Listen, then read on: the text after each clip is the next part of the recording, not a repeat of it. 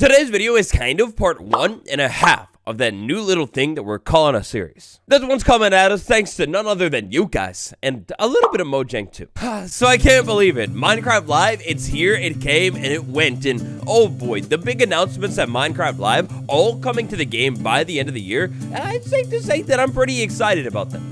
In today's video, I think I'd like to hone in and focus a little bit more on maybe the coolest single announcement out of all of them. The wood set's great, the biome's cool, but the creaking? Well, I think I have a new, possibly unrequited love.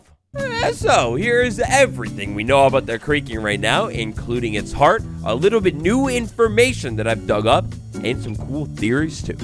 And instead of leaving a like today, it's actually my dad's 60th birthday. If you could like drop down in the comments happy birthday or something, I'm gonna show him this video and I think it'd be pretty sweet. Thanks for helping me out and let's get creaking. We'll start with the basics and get more advanced from there. The Creaking is a brand new tree entity mob, if you will, coming to the game in the next major drop. Or I guess next because I don't think it's in the bundle update. I'm gonna be honest, as soon as I saw the leaks on this thing a couple of days before Minecraft Live, I started getting pretty hyped. Immediately, the community thought, oh, this is like a weeping angel type mob. The biome that this thing is going to reside in, I mean, it's pale and it's dark and it's evil. No, but deep inside of the pale garden, in the darkest of nighttime, you'll be able to encounter the brand new entity. Oh, it's the creaking. It makes me feel so uneasy. This weird shape, asymmetrical, first asymmetrical mob in the entire game. I mean, what in the world? So how it usually goes on the day of Minecraft Live for me, I'm sitting at my computer, I'm frivolously taking notes, I'm tweeting, I'm posting on community tab on YouTube, I'm doing it all insane, and something hit me immediately. I couldn't quite put my finger on it, but taking a look at this creature right here, I realized what it is. This stalker version of the warden, of our boy. Basically the thing that I built in Minecraft survival world, it's alive. It's back. They love the design so much that they brought it back. It's crazy to actually see this thing come back to life. I believe the only difference here, of course, other than most of the differences, there's quite a few, okay? One of the big differences is that old version of the Stalker Warden was going to be able to crawl. It'll be interesting to see if this new ent can crawl, but I'm honestly really hoping it can't because it's already terrifying enough. So, yeah. Now, this creature, it's unlike anything that we have ever seen in Minecraft. If you hit this creature, it's actually going to be fully immune to all damage. Instead, when you hit it, particles will link from the creature over to a nearby tree. Now, one of the most fascinating things about this creature right here, aside from it being 100% immune to damage and linked to a block and everything like that, well, instead of all that other cool stuff, this thing is so fascinating, seriously. Instead of all of that, it's how this mob actually behaves. So, it seems that in the daytime, this mob is just going to cease to exist. It's not real. You can't see it. You can't find it unless you spawn it in creative like the devs did here. Fire spawn egg, by the way. That thing right there is like perfect for Halloween. It's a shame this won't be in the game released by Halloween. Anyways, this thing doesn't exist at daytime. In the nighttime, it manifests and it will only move if you are not looking at it like it's from Toy Story or something like that. This creature comes alive when you turn your back. And in the after show that the devs showed us right at the very end, they did a little game where we could see more of these tree creatures in action, and their movement is so insane and uneasy. Like how they run and like scurry behind the player is just so disturbing. You can catch clips of it like here and there in this post-show part, and yeah, they just like they move so glitchily, but glitchily in a good way. A couple of months ago, Mojang was taking an accessibility feedback quiz, and one of the things in that whole accessibility feedback, well, some of that stuff, the questions were about players using sound to like detect and find things, and now we find out exactly why that was happening. It had to do with this mob, the creaking. You see this mob, the creaking, in the background, it's just going to pop up in your game. And if you don't see it quite yet, or you're not like clearly looking at its eyes, it kind of camouflages in. Looking at the rest of the texture, kind of like ignoring the eyes, I mean, it's gonna be hard to see in this forest. The texture of this new guy, the mob, is being basically lifted straight from the new wood block, the pale oak. I mean, gosh, look, the idea of being able to wander around inside of a forest biome, and then all of a sudden I start hearing, like, creaking or whatever on the floor, and then I start freaking out because I'm looking around and being like, where is it? Where is it? I can't see it anywhere. And by the way, this is, like, the dead of night, so other hostile mobs could pop up and creep on you, too, which is absolutely terrifying. Yeah, that's insane. The idea of sound, just basically letting you know that the mob is nearby, but you can't hear it walking around necessarily or anything like that, that's pretty insane. Now, for today's video, I kind of wanted to leave maybe like my opinions and what I think should be changed about the mob out of it. Maybe we'll talk about that after it's added to the game. But one thing that I do think maybe should be considered is other hostile mobs not spawning in the Pale Forest biome, so you can really have that one-on-one interaction with this new mob. If that ends up being the case, they could probably up the damage that this entity is going to deal. Because right now, it looks like the damage that the creaking is going to deal, especially from what we saw in the after show, I mean, in a one-on-one setting, it's really not that bad at all. It's a very low damage amount. If you end up getting surrounded by these guys, it becomes a little bit of a problem because, I mean, you know, you're surrounded by these guys, but until then, it's not too bad. Oh, and speaking of these guys, with an S, a plural, there could be more than one. It doesn't seem like there's any kind of limitation on how many creaking can be in the game at a single time. But it does seem that every single creaking will have its own creaking heart block that it'll link to. So that means you find one creaking heart in the tree, it's always going to link to one creaker. Creaking. I can't get it out of my head. Every single time I hear the word creaking, I think of creeper, and then I think of creaker. Another interesting tidbit is that these mobs, their root system, whatever, is kind of territorial. It has its own limit. Every creaking links to a creaking heart, and that creaking that is linked to that creaking heart can only go so far away from that heart until it basically runs out of root. So right here, either Marco or Jens is running away from these creakings, and as soon as he gets a little bit farther away, they kind of all just halt and stop right there. They drop and stop, not necessarily because he turned around, but instead I believe it's because he gets a little bit too far away from some of those source blocks that these mobs are coming from.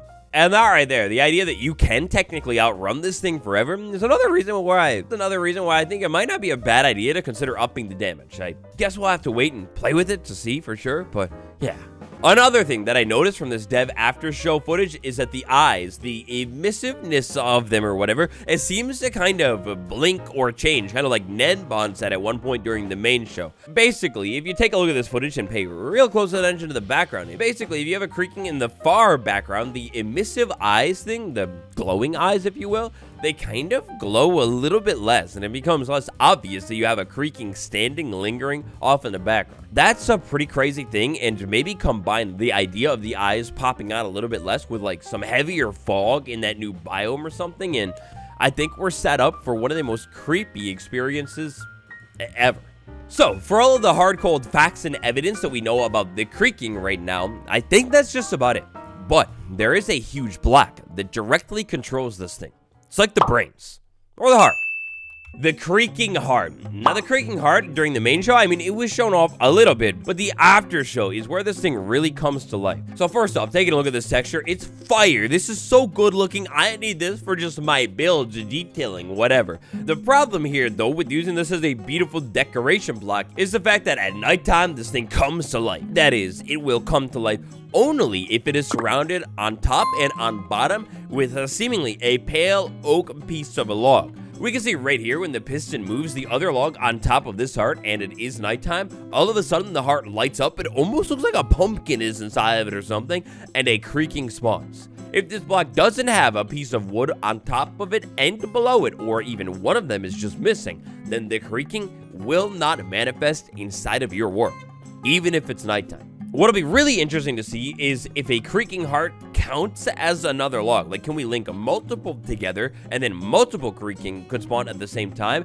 as soon as you finish, like, the line of redstone, if you will. One of the big things that we did learn about this creaking heart from the main show is the fact that players can pick this thing up and place it back down. However, from the after show, we learned that if you want to pick it up and place it back down, you're going to need to silk touch this block and, well, yeah, silk touch this block with an axe. And once this thing activates, like we had the logs above and below it initially, if you remove those other logs above and below, well, the thing will still stay active. If you want to deactivate this thing, you need to physically break it, like silk touch it, pick it up and place it back down. And if the logs aren't there, it won't be active. This shot coming up right here is particularly interesting, at least to me, because right here we can see as soon as you break the creaking heart, the creaking demanifests. It's gone from your world. That's how you beat it. That right there looks to be how you beat this thing in survival, because otherwise, if you try and hit this thing with your sword, no damage happens at all. Now leading up to the show, and right after I said your theory, send them to the subreddit. We've got quite a few. To conclude up today's video, because it's always fun, let's theorize a little bit. Here are some of my favorite ones. So this one right here from Frog, I guess, is about the creaking, and it actually came right before Minecraft Live. So at the time, we didn't know if this thing was going to be an end mob or whatever. Frog, I guess, didn't really think it was going to be an end mob. Instead, maybe linked to a structure. One of the largest complaints that I've seen people complaining about this brand new mob, biome, and whatever is the big why. And to me, I mean, have you ever built a day in your life? You need to get that wood type, right? Or like if you're in the plains biome, you need to go get those pumpkins or just run through the plains biome. Like it's not that deep. When it comes to the biome, I don't think there necessarily needs to be a why and whatever. But also keep in mind that usually at the most recent years Minecraft Lives, things are shown off and then other things are not shown off quite yet.